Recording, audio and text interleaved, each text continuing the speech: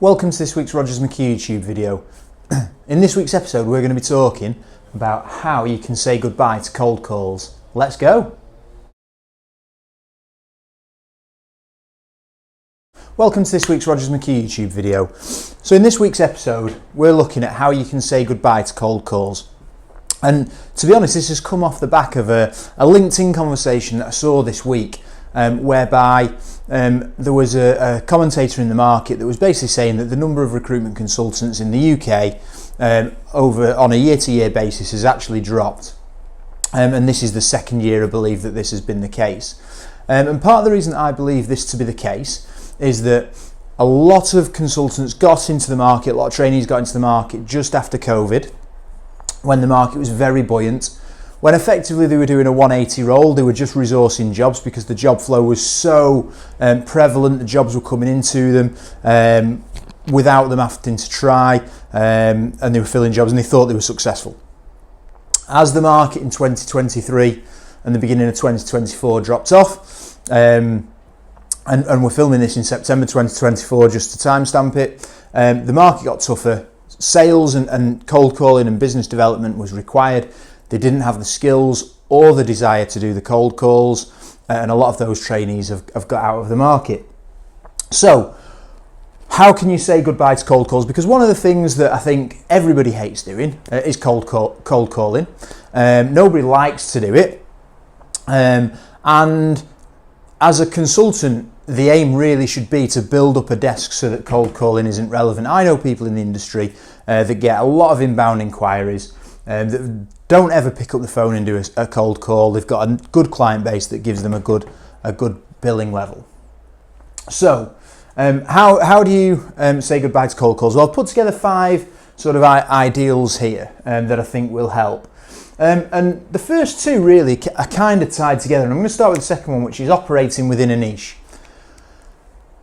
In order to say goodbye to cold calls, you've got to operate within a niche. We've spoke about this many times on the videos before, but if you're trying to place an accountant one day, a salesperson the next day, a human resources person the next day, you're always going to have to do that cold outreach because you're not known and you're constantly going to different markets to try and place these candidates. So making sure that you operate in a niche is the first thing that I would say. And I'm not going to go into any more detail in that because it's on previous videos, so feel free to reach out to them. However, tied into that, you've got to know who your ideal client is. You need to know what your niche is and who your ideal client is. And you've got to, in an ideal world, just knock the A board over, you've got to, in an ideal world, put together a list of probably somewhere between 40 and 60 clients that are your ideal customers, that you know that use your services or services of your competitors, and that you know spend enough that if you convert them as a client, they'll make a big difference to your desk.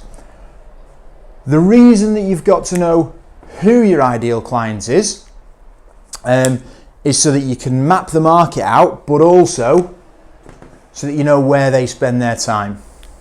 You've got to put yourself, and again, this feeds into ironically number 4, which we'll come on to in a minute, but you've got to know where your clients spend their time. So if your industry is quite a visual one, it's feasible a lot of your clients are spending a lot of time on Instagram. You need to be on Instagram and you need to be posting and you need to be communicating. If not, is it feasible that they're on LinkedIn? Are your customers on LinkedIn regularly? They're regularly posting. If so, you need to be posting, you need to be commenting, you need to be getting the word out that that's what you're recruiting. Are there any trade shows? Are there any conferences that your target clients are going to be at? Because again, if so, are there any round tables that your industry or your niche takes part in? Because again, you want to be on those panels. You want to be adding value, so you've got to be putting the effort in to add the value. And as a recruiter, you can absolutely add value into the recruitment cycle, the recruitment process, how it works, how people can save money doing recruitment, which is a video actually we've put up recently, how you can save time, how you can what the benefits of using a recruitment agency are. So you can add value from your expertise to your potential clients. So make sure that you try and get speaking opportunities, make sure that you go into all the events, you go into the roundtable, be present where your clients are, because that will lead to one thing: you will build a brand. You will become a known person within your niche.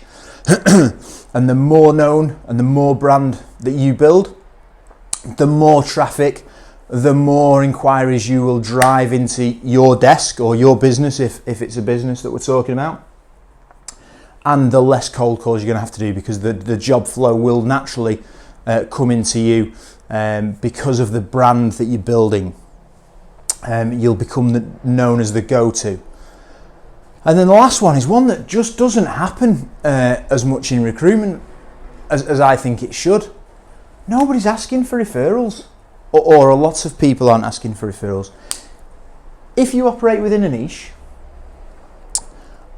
you place a candidate with an ideal client of yours, the likelihood is they're going to know other ideal clients of yours, because these people operate in the same circles, they're at the same awards ceremonies together, they're tendering for the same projects together, they've potentially worked together previously. There's absolutely nothing wrong if you've done a good job for a client in saying, I'm delighted that we've managed to help you out, I'm delighted that we've managed to do a good job for yourself. If you don't mind me asking, who do you know in the market that might benefit from our service? And if you've done a good job, they're absolutely going to refer you. People don't like referring people if they're not sure they can do the job, because it falls down on them. If they're referring somebody, then their name is attached to that person. So you've got to have delivered before you ask for the referral, because they need to have confidence that you're going to do a good job, because they're putting you forward. And even if they won't ring up somebody they know and introduce you, could they send an email and just CC you into it so you can then pick up the relationship? Or can they just give you a name and a number? Because it's such a warmer call if you're ringing up saying, I've helped Joe Blogs, he's asked me to give you a call because he believes you could benefit from our services as well. And it's then a perpetual cycle. You get a job in off the referral, you do a good job for them, you ask for a referral. If you could get 2 referrals per placement or per client that you work with, you don't even need to convert both of them. But if you can get the referrals, make a placement at the referral and ask them for a referral, which they're more likely to do because you've been referred into them and then you've delivered for them, so they're probably more likely to refer you on to people that they know, then the circle just keeps going.